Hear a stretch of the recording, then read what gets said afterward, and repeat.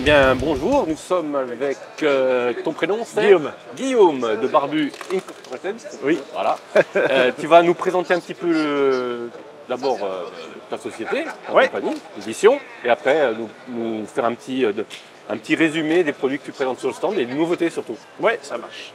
Alors Barbu Inc, on est la branche édition de Philibert, la boutique Philibert, qu'on a commencé un peu l'aventure avec deux autres collègues où on avait envie de traduire du jeu, de se dire c'est dommage, il y a plein de jeux de rôle qui passent un peu inaperçus en anglais et nous il y a des choses qu'on aimerait bien faire.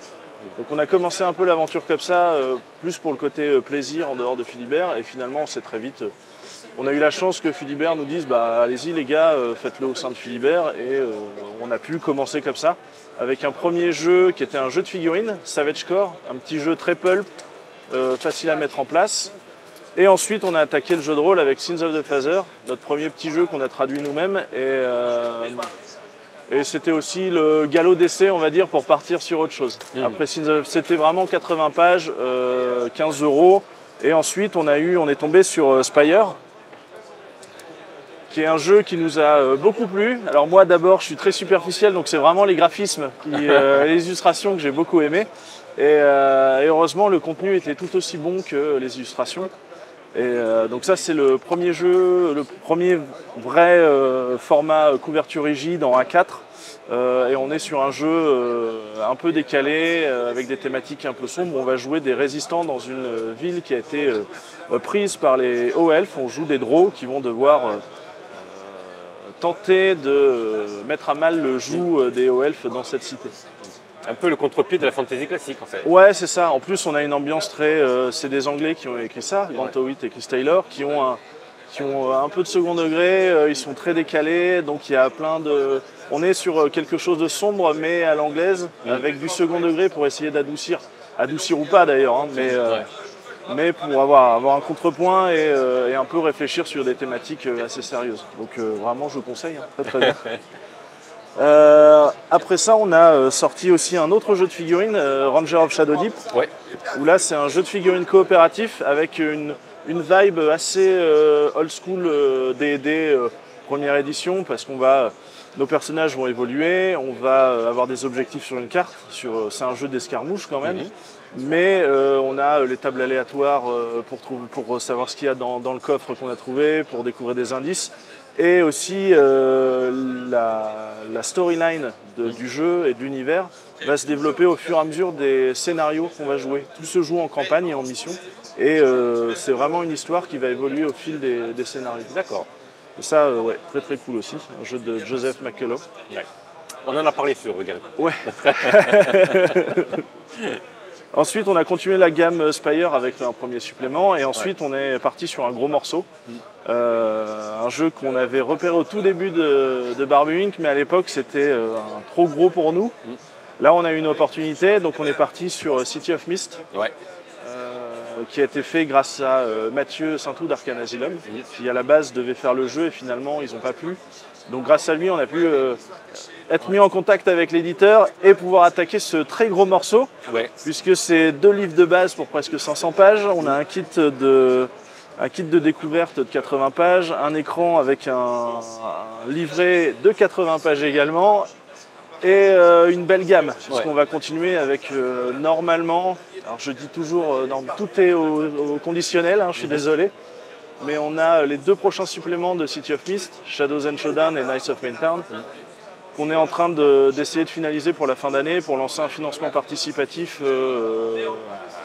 On aimerait bien fin d'année, mais probablement début d'année prochaine. D'accord, quand vous allez lancer la campagne, ça sera déjà bien avancé dans le principe. C'est votre principe de fonctionnement Alors, c'est ce qu'on espère. En fait, sur le premier financement de City of Mist, on a eu 1 an de retard. Et j'avoue que moi, de savoir que j'ai déjà pris l'argent des gens et qu'ils attendent, c'est pas mal de stress et je suis pas très à l'aise avec ça. Alors qu'on n'a eu aucun souci, les backers étaient très contents. On n'a pas eu... très compréhensif, ça c'était hyper cool et on les remercie vraiment beaucoup. Mais du coup, cette fois-ci... pire. Hein. Ouais, mais sans doute, mais bon, nous c'était notre premier, c'est un gros projet. Et c'est vrai qu'on n'avait pas envie de se louper et malheureusement il y a toujours des aléas. Il y a des choses qu'on n'avait pas anticipées, notamment la maquette qui s'est avérée elle est plutôt complexe, donc ça a pris un peu de temps. Les relectures aussi, on a essayé de bétonner sur les relectures.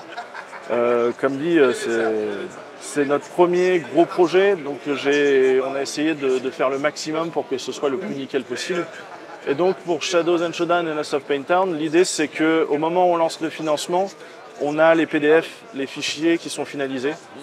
Et on lance seulement le financement à ce moment-là pour pouvoir servir les backers une fois le financement terminé. Et nous, on lance l'impression dans la foulée pour pouvoir livrer dans les 3-4 mois qui suivent. C'est limite de la préco, quoi. Bah ouais, c'est ça. Ouais.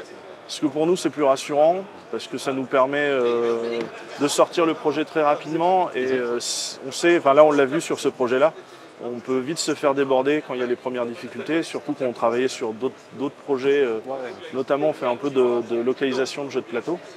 Et du coup, ouais, c'est pas se laisser emporter. Donc on fait ça, on termine bien, c'est plus facile de communiquer quand on a tout.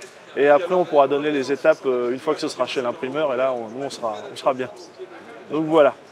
Et entre-temps, on s'est dit qu'on sait bien les gros projets, mais on a envie de revenir à des petits projets. Donc on a commencé à travailler sur, donc en français c'est L'âme cruelle sans vertueux, qui est un jeu inspiré de la littérature wuxia, ou wuxia, je sais pas exact. C'est Alex, mon collègue, qui maîtrise mieux le sujet que moi, où on va être sur un jeu tout en un. Donc là, il y a juste besoin de ça pour jouer. Et l'idée, c'est d'essayer de faire une gamme de jeux format A5 avec un prix qu'on va essayer d'être le plus raisonnable possible. Et de se lancer, voilà. Là-dedans, il y a un système de jeu qui fonctionne très bien, narratif, complètement dédié, qui colle bien au truc, qui est très narratif. C'est vraiment fait pour créer du jeu. En fait, plus on va décrire son action, plus le MJ va nous récompenser avec des bonus sur notre jet de dés. Donc c'est vraiment tout l'idée de tout. Et donc l'idée, c'est de commencer avec ce bouquin-là, une collection où dedans, il y a le système, l'univers, tous des PNJ, des lieux, enfin que ce soit bac à sable, qui est tout pour pouvoir se lancer dans une campagne qu'on va faire soi-même. Et dedans, avec au moins celui-ci, il y a un scénario et on proposera un scénario supplémentaire en PDF gratuitement. Et ça, normalement, la traduction est faite, c'est en cours de relecture. Et on fera sans doute, si City of Mist, le financement n'est pas en décembre, ce sera probablement celui-ci qu'on fera en financement. Et inversement, si City of Mist est prêt plus tôt que prévu, on fera le financement en décembre. Voilà. Donc voilà, ça c'est pour tout ce qu'on propose et les nouveautés. On a d'autres petites choses en vue, mais on se concentre un peu sur tout ça. Et je sais, on a pas mal de demandes, notamment sur la suite de la gamme sur Spire. Donc ça, on est en discussion. On va à Essen là dans les prochains jours au festival et on va voir notamment l'éditeur pour discuter de la suite. Et on a beaucoup de questions sur Heart, qui est un autre jeu du même éditeur dans le même univers. Et on va aussi en discuter avec eux, voir ce qu'on peut faire, parce que c'est des jeux Spire, c'est un univers que j'adore et que j'ai vraiment envie de voir continuer.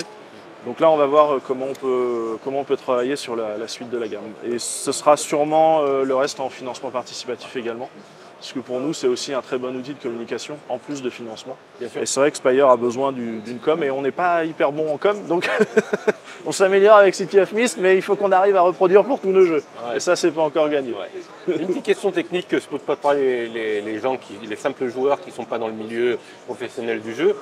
Quand vous faites une localisation, par exemple comme Spire, vous envoyez ensuite les fichiers pour validation? Non, pas sur Spire ou City of Mist. Sur City of Mist, on a juste envoyé les fichiers quand on faisait des modifications.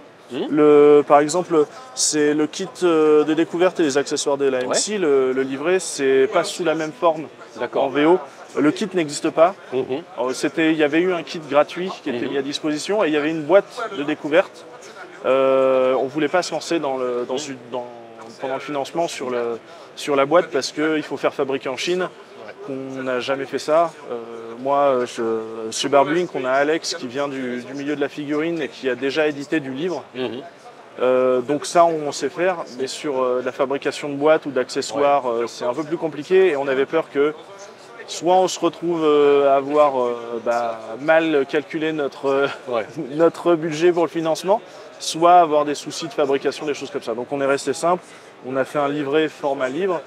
Et pareil pour les accessoires, ça n'existe pas sous cette forme-là.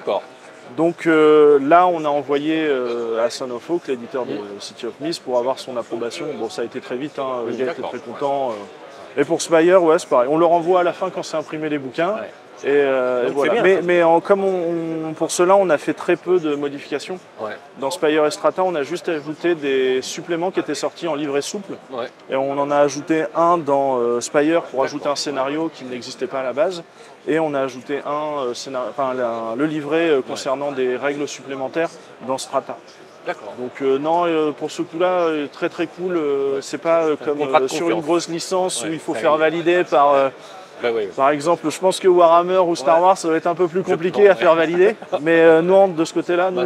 c'est un contrat de confiance, en fait. Ouais, c'est ça. D'accord. C'est ça. Et puis on essaye justement de rendre honneur au jeu et aux auteurs aussi. Donc là-dessus, c'est important pour nous. On avait même demandé à Amit Moshe, qui est l'auteur et l'éditeur de City of Mist, de rajouter son nom sur la couve, et il nous a dit non, je m'en fous, c'est pas la peine. Donc du coup, il fait je préfère qu'il y ait des couves comme ça, c'est très bien. Ouais. Du coup, on a respecté ça aussi. Parce que mettre en avant les auteurs, c'est aussi important pour nous. Et c'est vrai que là, on a respecté son choix. Il nous dit je préfère que vous laissiez, parce que graphiquement, c'est vrai que comme tu peux voir, City of Mist est assez les illustrations sont vraiment chouettes. Et du coup, on a compris. Comme d'ailleurs, nous a le logo, je le montre. Oui, vas-y. Le logo sur l'écran City of Mist, c'était une question qu'on avait eue pendant le financement, s'il y aurait le logo en plein milieu ou pas. Ouais. On avait dit qu'on verrait, et on s'est rendu compte en faisant les tests que si on ne le mettait pas, ça gâchait un peu la composition de l'écran, parce que c'était prévu pour être avec le truc et que ça faisait vide. Donc on a discuté aussi avec l'auteur, il nous a dit bon, faites les tests, mais moi je vous conseille de garder le logo. Donc du coup on l'a quand même gardé. Donc c'est pas juste pour faire râler les gens, c'est qu'il y avait une vraie justification. Eh ben écoute, merci pour la présentation.